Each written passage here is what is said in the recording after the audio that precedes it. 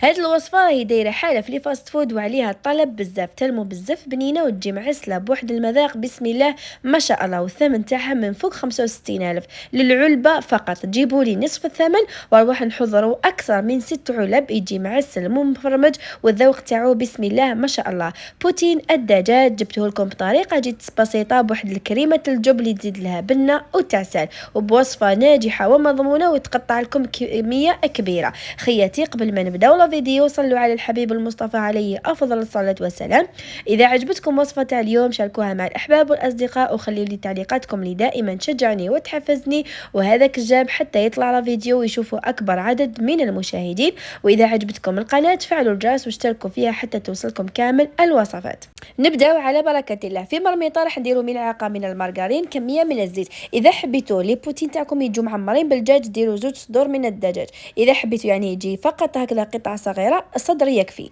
راح نضيفوا عليهم حوالي 2 حبات بصل متوسطين يكونوا رابي، درت عليهم فلفل عكري، فلفل اسود، ملح، التوابل الخاصه بالدجاج، وعندي شويه رند بودره اللي تقدروا تعوضوه بوريقه رند.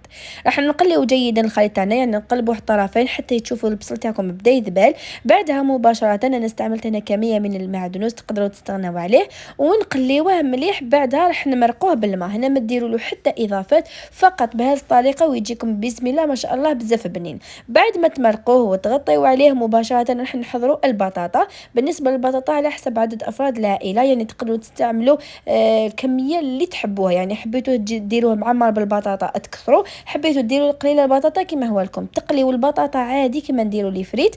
بعدها مباشره راح نحضروا كريمه الجبن. في كاسرونه راح نديروا 2 كيسان حليب تكون مملوءه جيدا، حبه بيض، فلفل اسود ورشه من الملح فقط.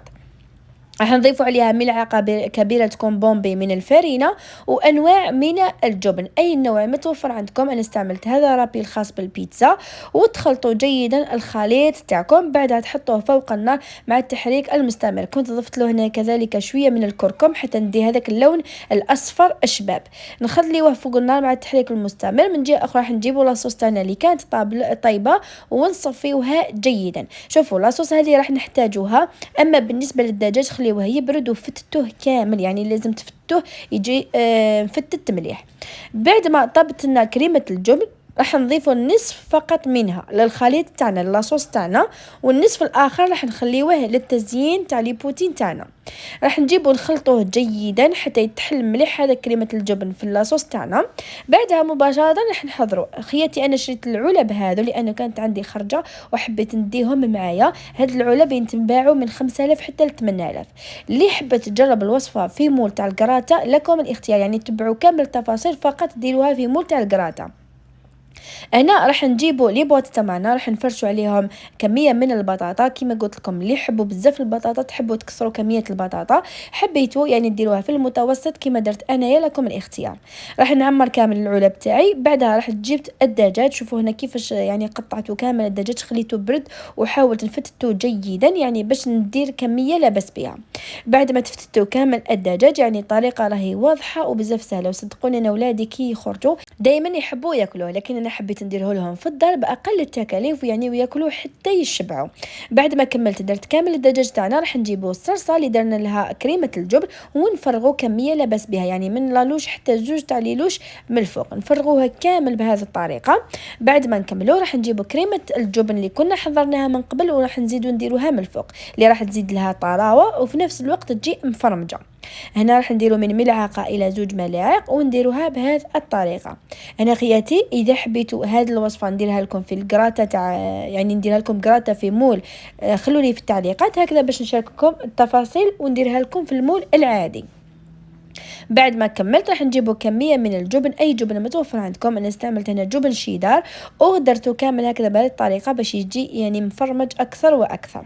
وهي الوصفه تاعنا راهي واجده. شوفوا هنا خياتي تقدروا تطيبوه حتى في الاي فراير، يعني المقله الهوائيه اللي متوفره عندها تقدر تطيبها في المقلاه الهوائيه عادي، واللي ما عندهاش تسخنوا الفرن مليح. بعدها تدخلوهم مع 5 دقائق 10 دقائق ويكونوا واجدين معكم، لانه راه كلش طيب، فقط نحتاج التعسل تاع هذاك الفرماج ويذوب جيدا. جدا. وهاملك لي بوتين تاعنا باقل التكاليف، تحضروا كميه لاباس بها، تفرحوا بها وليداتكم، لانه ما كاش اللي ما يحبهمش، يجوا متشخشخين بالبنه والذوق تاعهم صدقوني بزاف بزاف بنان. هذه الوصفه جربوها وعلى ضمانتي تجي تقطر بالبنه.